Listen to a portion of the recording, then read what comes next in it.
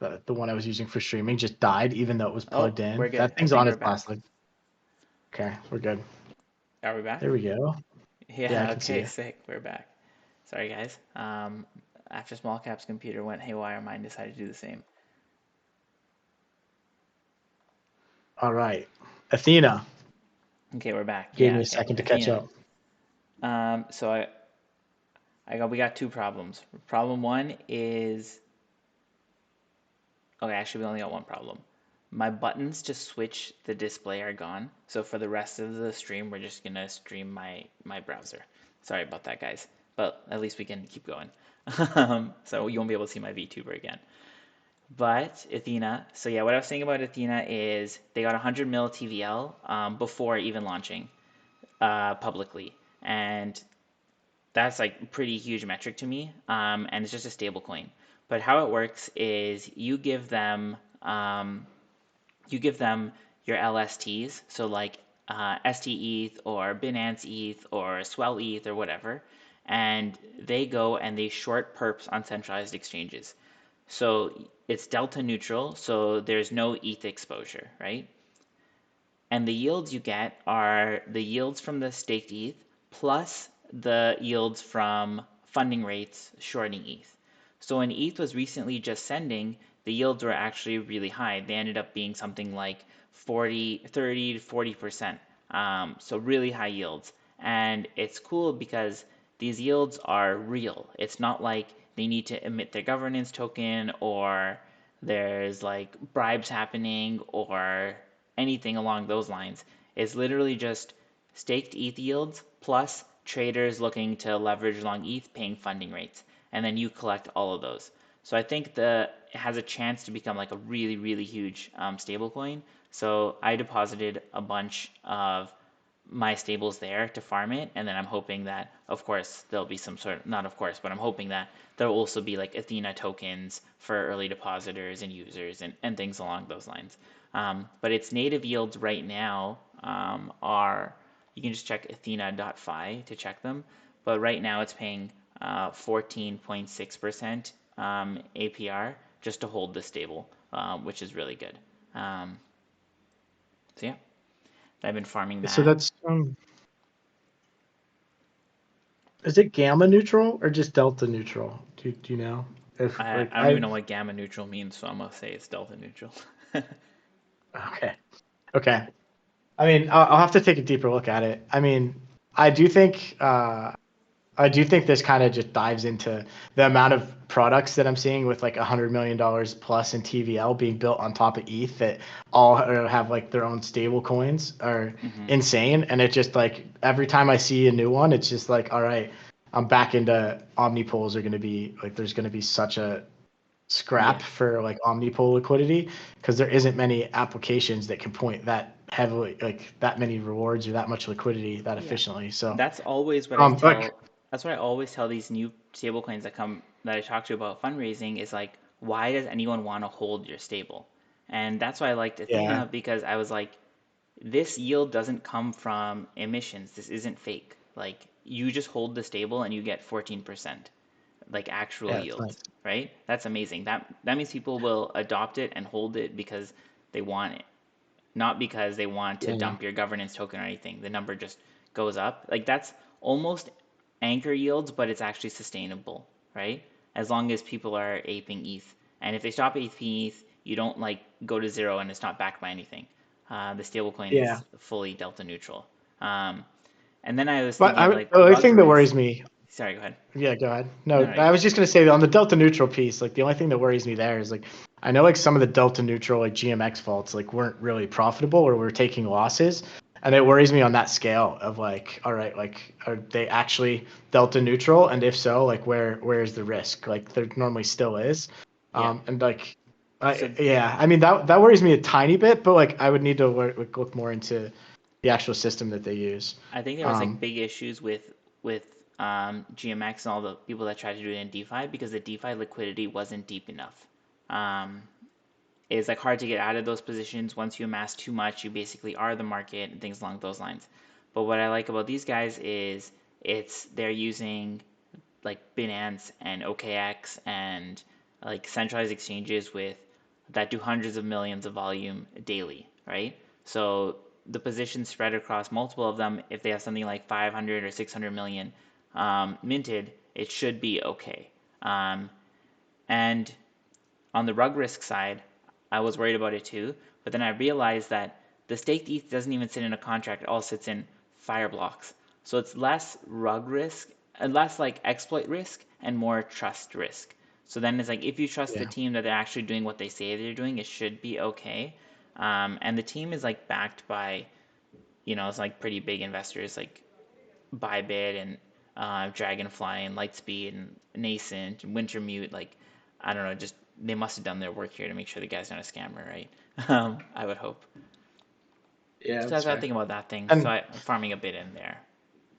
another one that I mean that is similar as far as TVL that I know that you've looked at as well as Ondo Finance. Like I think they're doing some awesome stuff, and I've been pretty Yes, excited about yes. that one since I talked to them. But they're kind of similar. Like they have their USDY, which is like yield on the dollar. Their treasuries, all built on top of actual U.S. treasuries. It's over $100 million. They're doing BlackRock money markets. Like I think that one is another one where it's like, all right, like that's a pretty awesome product that's like already being used like in at scale. Like once again, you have what 170, 180 million dollars already being leveraged in Ondo. And I only think that that market's going to grow. Like on-chain treasuries is pretty massive, and then you get money markets, and then people no longer have to go through the banking system specifically to offboard to treasuries. If they're like, all right, like I want to de-risk in the market a little bit, like you can use something like Athena, or you could use something like Ondo to like get exposure to the dollar without needing, to have, I don't know, go to Curve and earn yield as an LP. Like there's different ways that you're going to be able to start getting that Yeah, USDC position that has high earnings at scale. So I'm pretty excited about some of that. that's a good Um, point. Like last cycle, the only way we could get yields in DeFi was everything was built on top of Curve. But now we're kind of bringing different sources of yield to DeFi this cycle, which I think will be cool. well, so another one like this is like another one that I think is super exciting and projects that I think more people in DeFi should be excited about. Like I seeded Curvance. I'm pretty excited about Curvance. I've been working with those guys for like Okay. 2 years. But like when you look at lending against LPs, like that's similar. So if I want to take like USDCE from like Athena, pair it with like PUSD or like whatever, Frax, and I want to deposit in Curve, and then I take a loan out against it, like that's a massive deal for the DeFi market because not only does it lock the liquidity because somebody has to repay those loans to get those LP tokens back. So like all of a sudden, like you're talking all of these yields that are on, or all of the liquidity that's on Curve is way more sticky. But on top of that, it takes away some of the smart contract risk. If you're like somebody who's depositing, like, hey, I want to deposit $10 million into Curve, and like I want to put USDC and Frax. Like currently, that's kind of risky because I don't know, like something can happen from a smart contract standpoint. But like if you think about taking a loan out against it, it's like, all right, I can deposit $10 million, take a 60% LTV loan out against it, and then even if something goes wrong with Curve's platform, like I have 60% of my cost basis Yeah. back. And it allows it to be a little bit more of a de-risking process on top of making the liquidity way more sticky. Yeah. So I look at stuff like that at the liquidity layer of like all of a sudden the market's going to have extremely deep liquidity and people are going to start fighting over it again because everybody's building their own stable coins in a way more legit way, whether it's on top of ETH, whether it's on top of treasuries, whether it's on top of JPEG, like whatever it might be. Yeah. Like there's all of these stable coins, just not with enough liquidity to go around. Yeah. No, that's cool. I actually passed on Curvant, and now that you telling me about your involvement, I'm thinking I might be coping again, like I did with Prisma. But we'll see. We'll see how this goes. Well, I'm gonna we'll see. probably come There'll use be a it. few of those. Yeah, I heard there's gonna be I some think. really good pools at the beginning, like being able to leverage up on SDI and things like that. I think that will be good utility. Yeah, I mean, I passed that one your way, Yeah, so I gave you the opportunity. that's We'll true. give you max code. It's sick. I like But that. Um, and then the last stable I've been looking at is Go. So Go, Aave seems to be wanting to repeg this thing. It still trades at like zero point 0.7, but they have a Go stability module in vote right now. It's gonna start as disabled, but I think they're doing the work to ensure that it gets back to at least $1 and will at some point.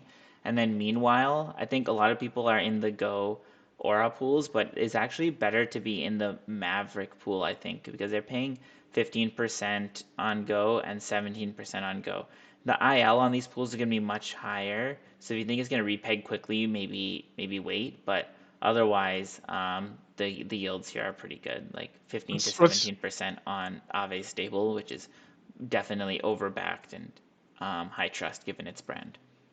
what's the reason for the depegging on that one? I haven't thought of Go It's for just a long because time. Aave just lends Go cheaper than everything else, right? Like if you go to Aave right now and you want to borrow a They don't stable have the coin, liquidity to exit. Yeah. the cheapest thing to borrow is Go. Like it's 4% to borrow Go or 11% to borrow USDC.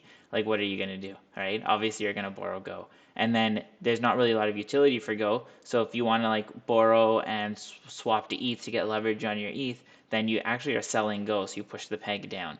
So a lot of Go has just been like borrowed and sold, but now Go is at its like you can't borrow it. All $35 million has been borrowed. So I think sell pressure is basically gone, and now they just need to create reasons for people to buy and hold it, which I think things like the Maverick pools will help, or they're launching the Go stability module, or they're thinking about a Go savings rate. Like with enough time, they'll fix the peg. Like this is going to be a flagship product for them, I think, in 2024, and they're going to have to do the work to make sure it works. So I bought some depegged, Agree. and then meanwhile I'm farming pretty good yields on it, so I think that's good. I like it. Yeah, I haven't thought of that one. That's another one though. You're just making my conviction even higher on the All the different liquidity liquidity layers. markets. Yeah, I'm just like, there's not enough liquidity to go around, and like it's all of these individual products like that built their own stable coins, and they're gonna need it. Yeah, And like whoever wins that, like is gonna take a big piece of the market. And yeah, I don't know. I'm just building my conviction on that layer. But sweet.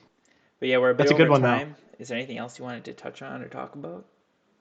Um, there's one that I think has a lot of upside that we didn't touch on is the Metis ecosystem, and like I think for similar reasons that Metis you has kind of been look at like, sending. oh Yeah. yeah, there's just such a good flywheel there that it's kind of nuts. It's So so every um, every market capping you bring up Metis, and I always fade. I know. And this time I saw it, and I was just like, wow, I should not have faded this. This was like, yeah, this is already at 8x. Wow, what did they do? How did they fix this thing? I think that there's a few things going on, but they really do have like for the same reason that I think it got absolutely crushed for a long time. It's really bouncing heavily, and Hmm. it's that they have this ecosystem fund. Like they have this massive ecosystem fund, and it's all in Metis. So when you think about like when the markets are going down, of like, all right, like they're just emitting more Metis to these projects that are dumping because they need fees, and like it's kind of a bad cycle. But right, like what's happening now is that big bag of Metis is now worth 400 million as an ecosystem fund, and like it's kicking in of like, all right, now they have a ton of like money for projects. All of the projects are rushing to Metis, and like they're about to launch their validators. So they have or sequencers.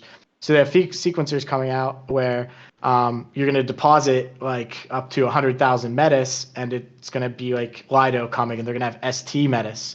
But what does that do? It sucks up a ton of supply, and then the Metis price goes up, and then their actual ecosystem fund's worth more, and it creates this massive flywheel. And similar to like what happened with ETH, with all of these LSTs taking off, they keep raising the caps, and then all of a sudden it's like, all right, like ETH has way less supply, circulating supply goes down, price goes up. Same thing's happening with Metis, and then on top of that, they have this massive ecosystem fund, How so is it they can doing in terms of incentivize all these. adoption? Like I remember when I look at Metis on DeFi Llama, is it growing like in terms of TVL?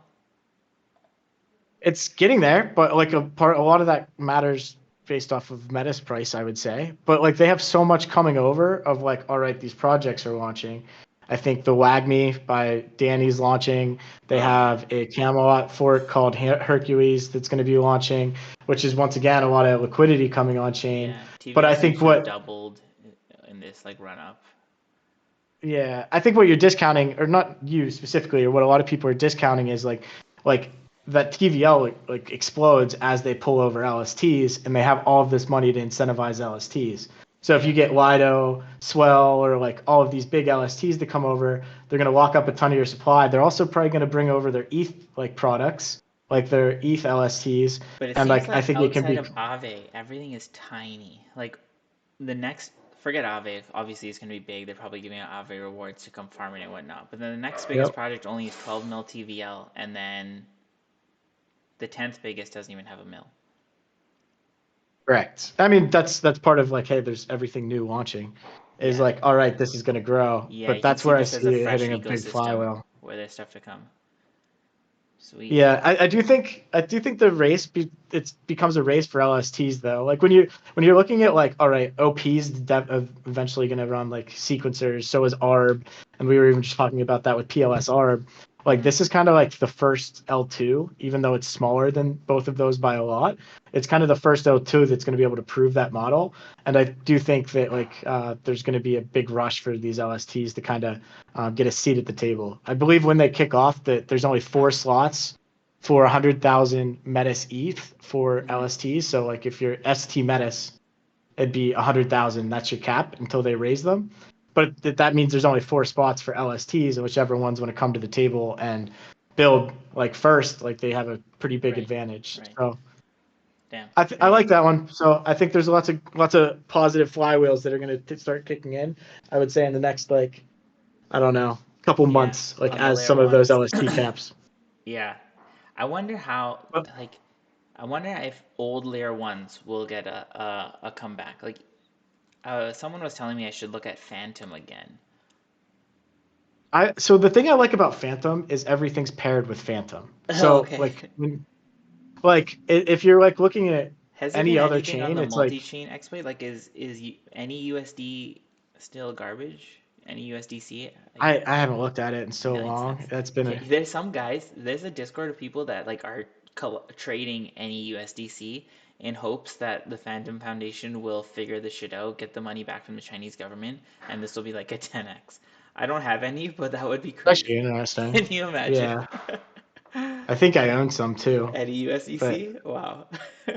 That would be yeah. I think that would be the craziest RFP I've ever seen if this suddenly is worth $1 again and they get the money back from the Chinese government. Well, the way they have it set up though is every new product that launches is forced to pair with FTM. So like as more product launches happen and more like new things launch on FTM, the price automatically starts to go up because FTM becomes more and more liquid. So like it's the reason that FTM was like had the biggest gains of last cycle is because everything was forced to pair with FTM. So do I think Mm, it'll make a big comeback? Probably just because like I don't know, like so many products like on different layers like can launch with USDC or ETH or like whatever the hell they want, honestly. But like I think FTM kind of forces that, and it makes it super liquid during bull runs, but it makes it get absolutely crushed during like yeah. contractions in the market and like How when do they things aren't force being that? built. I'm not sure, but I know that every single pair on FTM is FTM. I don't know on the background. Yeah, Um, maybe the I don't think foundation there's just anything that isn't. tells people to do it or incentivizes it or something. Yeah, I'm not sure, but I know every FTM pair is paired with FTM, which is What about I think they're Move? the only chain who does that. Are you looking at like Sui and Aptos and those chains? Those chains? Uh, it's been a while since I looked in those. I really do like the more I've read about Move, and I was pretty big on like researching both of those early on in their cycles. Like I would say bear market. I do think they're going to do extremely well long term. But I was pretty turned off by the tokenomics with stuff like Sui, and like when they launched, I was like, well, this is pretty rough just based off of how their emissions worked and like some of the allocations that were given up front. So Yes. I hadn't looked at it in a long time, but I really like the narrative of Move, and like as a language, I think it solves a decent amount of issues. But Nice. how about yourself Yeah, well, I was across just those looking at it three? right now. It seems like Sui has about twice the TVL of Aptos, but I only know Aptos because I'm like exposed to Thala as a project I seeded. But I really like their team. But they have like 70 mil of TVL, and there's 100 mil of TVL on Aptos. These guys are like 70% of all of Aptos. I think their market cap is like what's it trade at right now? It's probably like 100 mil FDV or something like that, and the Aptos market cap is probably like a few billion. So I'm hoping that Thala is basically all I need to be exposed to for Aptos ecosystem. Yeah, so Yeah. 70 mil FDV, 15 mil market cap, and there's 70% of all the TVL on Aptos, and Aptos is a $8 billion FDV. So Is that what there's it like is? Wow. something's broken here. Like I feel like Aptos DeFi is not getting the love the Aptos token itself gets. So hopefully they do some stuff like Metis did, where they start to do like an ecosystem rewards, or even Optimism, Arbitrum. They both did ecosystem rewards, ecosystem grants, and it helped with their on-chain stuff. So I'm hoping these guys do the same because I think Sui did as well, and it obviously resulted in growth in their TVL because they were at Yeah. 100 mil just looks like just last month in November, 2 months ago, and now they're already over 230 mil. So maybe Aptos will do the same. Yeah.